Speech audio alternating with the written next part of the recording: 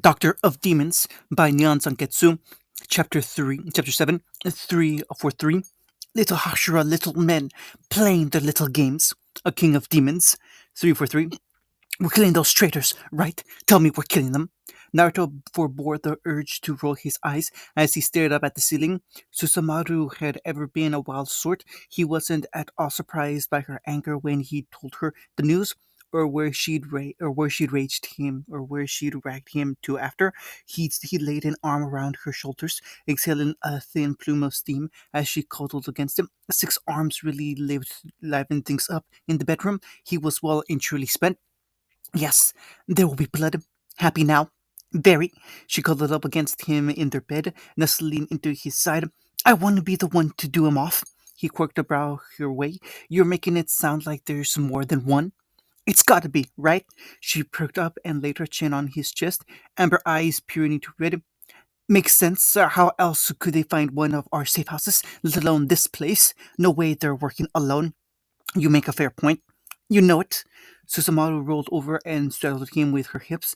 Two of her arms gripped his shoulders, even as two more gripped his face and drew him in for a brief, if scorching kiss. He took hold of her by the waist reflexively as she began to grind her hips against a fully clothed leg. Her remaining palms drifted lower still.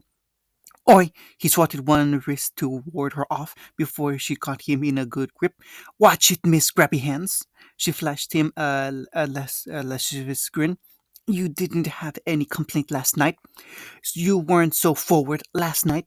It was the wrong thing to say. His fellow demon released his face and then drew back, slowed her movements, dragging out each second, and a growl from him. He surged up to meet her, her head tilted back now as he tore her vest aside and kissed her breasts, a faint sigh fleeing from her lips. Not down there, she mewed. Up here. He granted her request, capturing her lips with his own, pushing her down to the bed. It's not fair that you and Tama had a kid. She gasped out as he pinned her. I want one too. Naruto paused, a faint flicker of concern staring in his heart. We've been over this before. Are you sure? Her legs locked around his waist. It was his only warning. Then she twisted her hips and flipped him, mounting him once more. Yeah. She buttoned her head against his, long strands of dark hair tickling his nose. Well, know when we're going. We'll know when. We'll know we're going over this again. I want to be a bride. And she kissed him fiercely before he could protest, mouth melting against his, her hands pushed up against his chest, tearing at his robes. Even as his hand ran across her flank, she made a please sound and lifted her leg, allowing him to run a hand across her thigh. She twined the other leg with his, holding him fast as they grappled with one another. You make a very convincing argument. I giggle. What can I say? I had a good teacher. Marriage meant a great deal to demons, till death do us part took on a ridiculously different meaning when one's partner could live forever. Oaths like that weren't so easily broken. He knew that well. He knew that as well as her. Childish was a more difficult matter still between their kind for her to ask such. I was thinking Minato if it's a boy. She batted long lashes at him, cutting his thoughts short. What do you think? His right ear twitched, leaving it to her to strike at his one weakness. Kushina, if it's a girl. But of course, she bent down and kissed him again, biting his lip. You do realize how difficult it is for a demon to get pregnant? Good thing I'm persistent, and I never give up. Now you're just mimicking Al Qaeda. Maybe his lover could. What's she gonna do about it? Stab me? Oh, I'm so voice. Ah! He peeked into a gasp as he squeezed her undergarments. Say, don't we have that council with the nine soon? And then we'd better hurry. She grinned as he grasped her rear and pulled her close. I do like a challenge. You must be the new girl. The spy, was it? Maori flinched as she rose from her cot. Yes, my lady. Lady Tamayo was not one to be trifled with. She'd been taught that almost immediately. Her rank spoke for itself, her presence more so. She wasn't fooled by that kindly smile. Behind it lurked a killer, one who would do anything to protect that what was hers. One does not simply mess with the sixth demon lord unless one wants to be fed on one's heart. The irony wasn't lost on her. She sought power as a means to an end, a way to survive, and so she had willingly supposed of Naruto's blood when offered. The strength that he'd promised was everything and more, but even then, it wasn't enough. She had thought herself strong, only to find so many stronger than her. She had reached the mountaintop, yet there was still so far to climb. Even now, she was but a fledgling, a baby bird among those who had already learned to soar. The woman before her could kill her with the flick of her wrist. The notion was humbling. Here, Tamayo laid a tray before her. I'm sure you're starving. It's not human flesh, but the meat is relatively raw, bloody too. Mari took the offering and bowed her head to the floor, unwilling to stare at her over long. Will you be returning to the court soon? I will, once Lord Naruto one deems me fit to travel once I've dealt with my cravings. Her lord had been clear on that too. She was to feed only on the wicked, or in the absence of such, the blood of beasts, anything less, and he would come for her. He wants me to continue my duties. She would be his eyes and ears in the core, the shadow among the Hashira, fitting given her chosen title.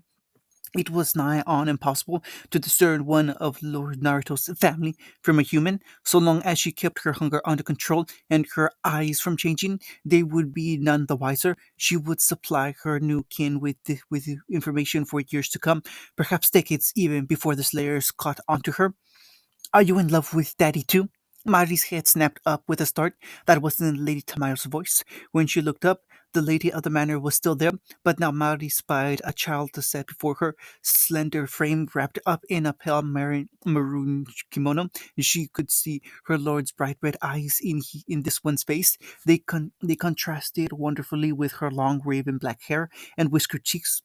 The perfect blend of Lord Naruto and Lady Tamayo in every way. Couldn't be an older this one couldn't be any older than 10, surely, and yet there was a frank wisdom in those young eyes that belied her appearance. Well, the girl asked, her flawless voice, are you? Fire laced through Mira's voice. No, nay, not at all. We're practically strangers. The little lass only smiled all the more. Daddy says strangers are friends you just haven't met yet. That's how he and Mama met. Tamayo tilted and touched one of her head. My, those were the days. Mari felt her face go incandescent. Her and Lord Naruto? No, no, no, no, surely not. She owed everything to him, and she was in no way worthy. No, not by a long shot. Yet it nagged at her. Now, Miranjo, Tamayo cooed, you mustn't be rude to her. She's part of our family now. Why don't you try saying her name? Saying Mari. Mari. Mari felt her heart twitch. In the background, Tamayo preened like the proud mother she was. There's no need to be so formal. We're all family here. She bowed further. I'm at your service, my lady. A hand patted her head. Good girl. A fist slammed against the table. We need to strike back.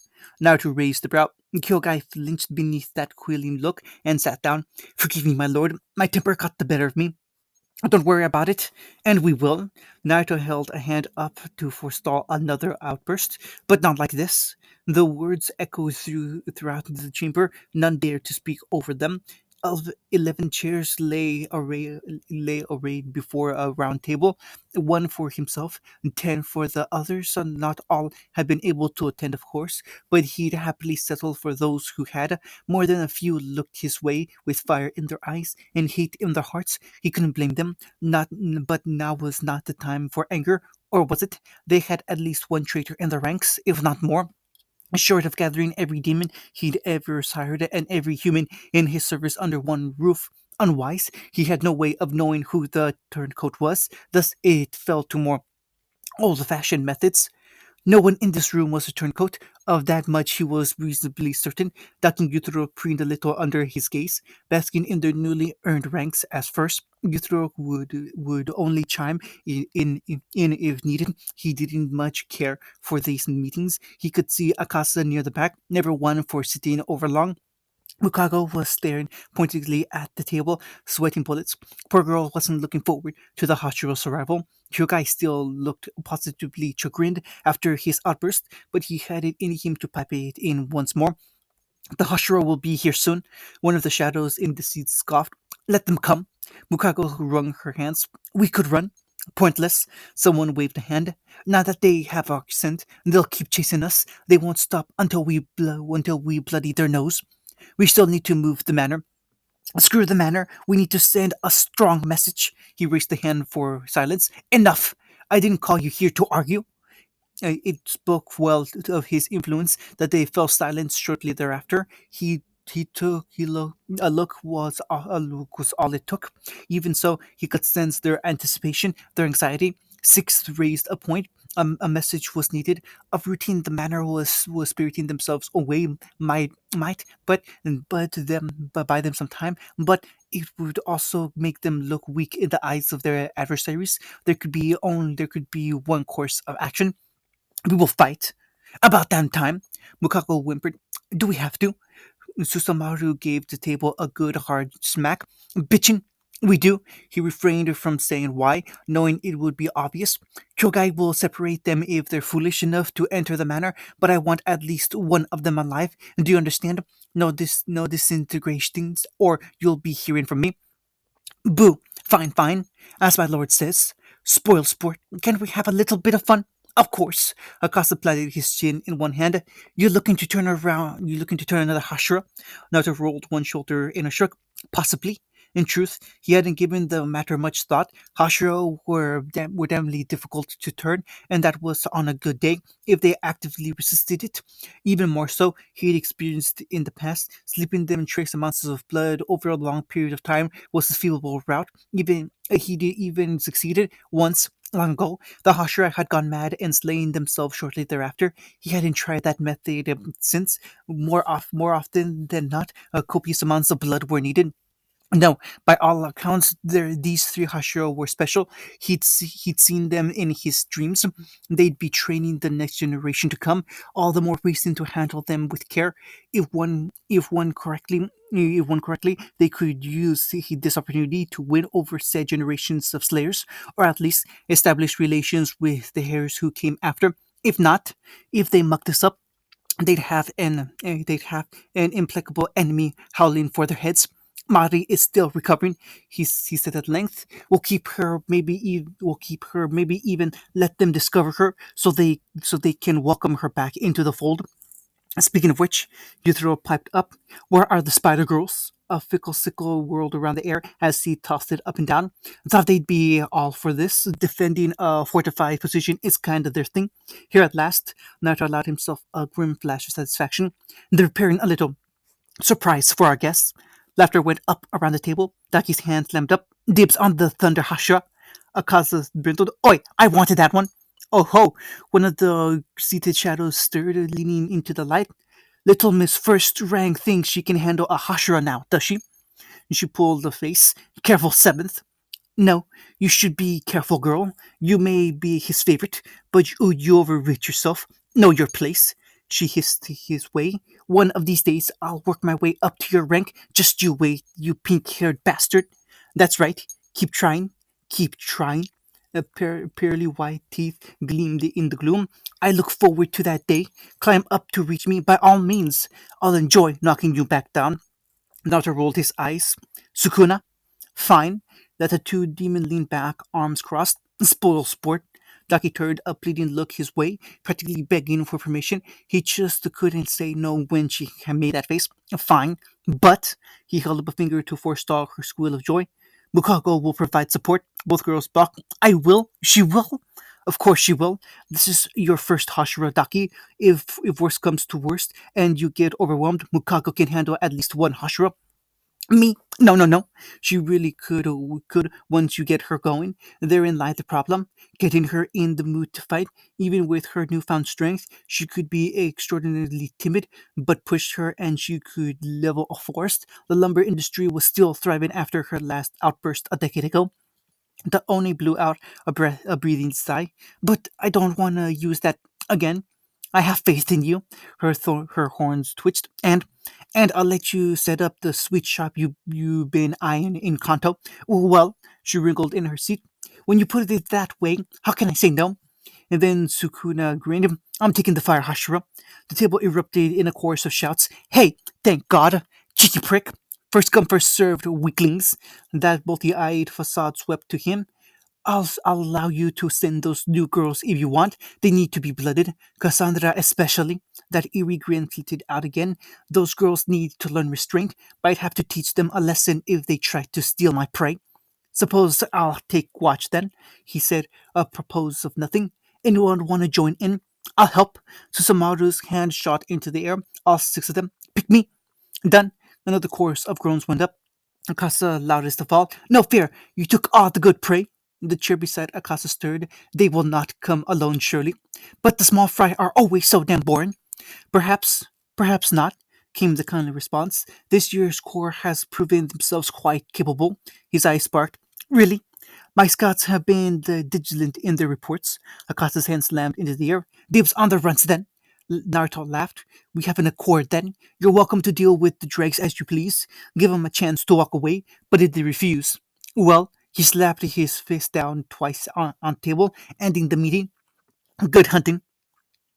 Have the men stay back. Don't let anyone approach. We three will enter alone. His subordinate saluted. As you say, sir. Sir, he was getting too old for this. Urokodaki could feel it in his bones, an age-old ache that pervaded his every being. His joints were stiff, legs sore from the long walk that he led him here. His back already beginning to ache. Perhaps this would be his last hunt. Mayhaps it was time to entrust it to the new generation. He wasn't so far gone that he couldn't train the next generation. He knew Shijoro was considering the name. Hashira, though they were, the thunder was older than he. Honestly, he envied Shinjuru his youth. The flame Hashira was new to his station, perhaps, but he was in his prime. While they would soon begin to decline, truly it rankled. He'd spent decades honing his skills, yet now, in a few short years, he would be far from his peak. Oh, to be young again. No, no, now was not the time for such thoughts. There was the manner they sought. This is the place. Seems harmless enough. Indeed, it was a humble home, all things considered. Not only large, but not small either. Did demons truly lurk here? They received reliable intelligence. Shijoro tuttered. Don't let your guard down. This host has caused the death of many a slayer. Pah! Shinjiro scoffed. Strength in numbers, nothing more. Urokodaki followed his comrades, but they didn't speak of the worry gnawing at him, the same silent concern that had been needling him ever since they'd first set out for this place. Demons didn't group up, they didn't work together, and they certainly didn't form alliances. It just wasn't done. Went against their very nature. It did. They would fight over food and territory, turning on one another without fail. He'd seen it time and time again through his storied career. So where had this clan sprung from? The door to the manor slid open ahead of them. Shinjiro grinned, carefree as ever. It would seem we're expected. Jijoru took point, being the oldest among them by far. He advanced soon thereafter, leaving young Shinjoro to bring up the rear. No sooner did he enter than they felt it. A thousand eyes upon him, a faint, almost sweet smell, like honey, and on the verge of spoiling. He heard the sound of a drum, and the world shifted. What in the world? Greetings! A low voice came from nowhere and yet everywhere at once, startling them terribly. Seems we have legends among us today. It sounds almost amused. Shinjiro Rengoku, the Flame Hashira, Kuwajiwa, Kojima, Thunder Hashira, and let us not forget the great Sankonju Urakadaki, a Hashira of water. I'm honored truly. You're him then? Urakadaki craned his neck back, frowning as he searched the speaker. The lord of this manor? Lord, the voice scoffed. Me? Do you see a crown on this head? I ain't king of anything. But you're trespassing in my home. Run along now, little Hashira. I'm not in the mood to fight, but my family is. You can stay and die. Your choice. Shinjiro turned his head aside and spat. He was the youngest of them and still had his pride. You know our names, yet hide in the shadows. Show yourself. Show yourself! Yugoru's blade cleared its scabbard with a dull rasp. Will not treat with a man who lurks in the dark. How rude of me! A whiskered blonde clad in orange robe stepped out, the shadows directly behind them. His eyes were pure brilliant red, and his hands were on Shinjuro's and Jigoro's shoulders. And that was all Urokodaki saw before all hell broke loose. Jigoro lashed out in a crackle of thunder and was then sprawling for his efforts. And Shinduru was only just turning when an open palm caught him in his ribs and hurtled him to the opposite end of the room, breaking through a wall. Rukutaki's blade had only just begun to clear its sheath when those wild cat-like orbs drilled into him. Little Hashira, each word Appa dripped with derision. Little men! The demon exhaled in a heavy sigh, turning his head to consider each of them in turn as they crawled to their feet. Little boys thinking they're doing the right thing. I'm not your enemy. He drew himself upright, claws flexing. But you fail to see that. Fine. We'll educate you. He snapped his fingers. Urkataki heard the distant sound of a drum. His sixth sense shrieked as he flung himself at the leader. Move! Shinjuru and Jigoro heeded his warning and lunged as well. It availed them not. Thump! With nary a word, the drum echoed again, and the manor exploded into light and life. Like a moment out of time, the room he stood in inexperiencedly changed. Instead of bringing him to his quarry, his leap flung him well past the blonde, as up became down, the ceiling, the floor. Ah! He caught himself on one knee and rose swiftly, cursing his lapse in judgment. What was once a humble little entrance had since an endless open expanse, the sort one might think to find in a dojo. Craning his neck merely confirmed his suspicion. Everyone had vanished, everyone, save the young man now looking down on him from the high ground. Well, this was less than ideal. Urkadaki readied his blade and himself for the fight of his life. What have you done with my comrades? Naruto landed in a point, crouched before him, grinning from ear to ear. They're alive. For now, I thought we'd have a little chat. Mukago hurtled through a wall. Daki's back struck the floor, Balsam bleeding heavily, and panic rearing its head in her heart, and she flung an arm up, diverting what would have surely been a death blow. That hurt, Gramps. You didn't even give us a chance to say hello. I've no interest in parleying with harlots. All right, old man, she cooed all sinful snort. I'll play. Her obai snapped to life, and Jigoro hurtled deeper into the house. Shinjoru crashed to a knee. Flies swarmed around him, resolved into three young women clad in blackest of night. Too fast. They were just too damn fast. He'd landed here and already lost an eye for his incautiousness. So much blood. Oh, can I keep that one, Cassandra? He looks tasty. Surely father wouldn't mind if we killed one. Daniela, no. We were told to leave him for Master Sukuna. Besides, I saw him first. Shinjiro readied his blade. You're mad? Nope. Bella tittered. Just hungry. They descended upon him. Fire sparked in his eye. I won't die here. You don't wish to fight me? Urukadaki had faced many a demon before. He'd seen all sorts, braggarts and cowards, and conniving and daft, cruel, and crueler still. Some had begged before his blade, others remained arrogant until the last, certain of their victory until he took their heads.